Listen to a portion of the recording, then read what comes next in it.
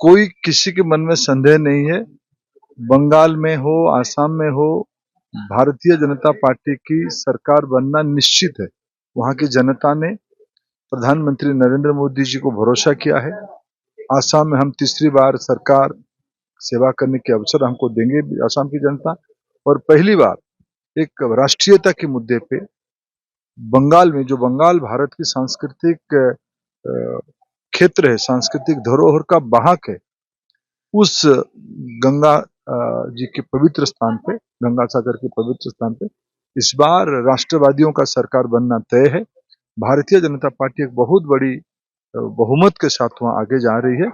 कुछ दिन पहले माननीय प्रधानमंत्री जी ने कहा था, गंगोत्री से गंगा सागर तक भारत में सुराज के लिए, सुशासन के लिए, राष्ट्रीयता के लिए इस प्रकार की शासन की भरोसा लोगों ने हमारे ऊपर कर रहे हैं कि हम उस खुद को सौभाग्यशाली मानते हैं। देखिए, पौंडीचेरी में एनडीए की सरकार बनेगी, तमिलनाडु में अच्छा होगा, केरला में भारतीय जनता पार्टी एक प्रमुख शक्ति करके उभर रही, बंगाल में विजय सुनिश्चित।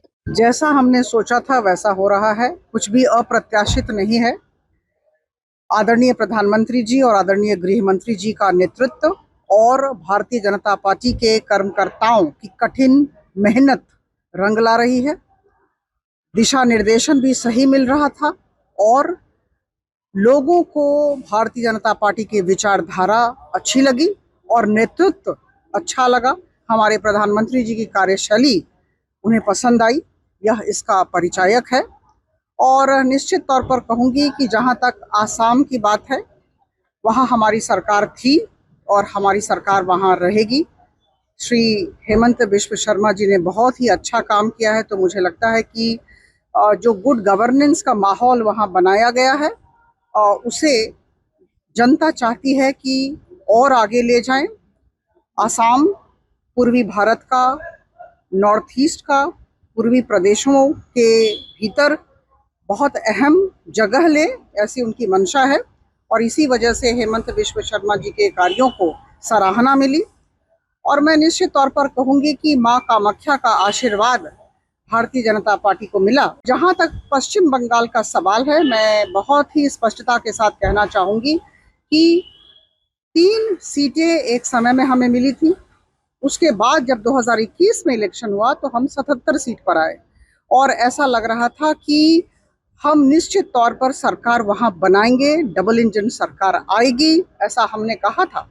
लेकिन बहुत लोगों को विश्वास नहीं हुआ था। There are many naysayers.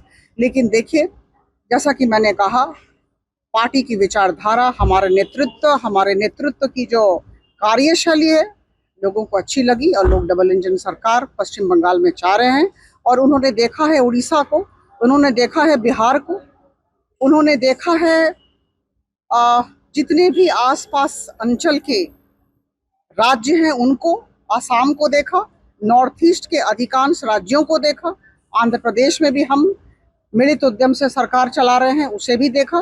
तो जहां डबल इंजन सरकार है, निश्चित तौर पर वहां पर डबल फायदा होता है और डबल स्पीड से प्रोग्रेस होता है, विकास होती है, विकास की गति होती है। तो मुझे लगता है कि ये कोई भी कुछ भी अप्रत्याशित नहीं है, लेकिन ये एग्जिट पोल है और मुझे ऐसा लगता है कि जो एग्जिट पोल है वही एग्जैक्ट पोल है।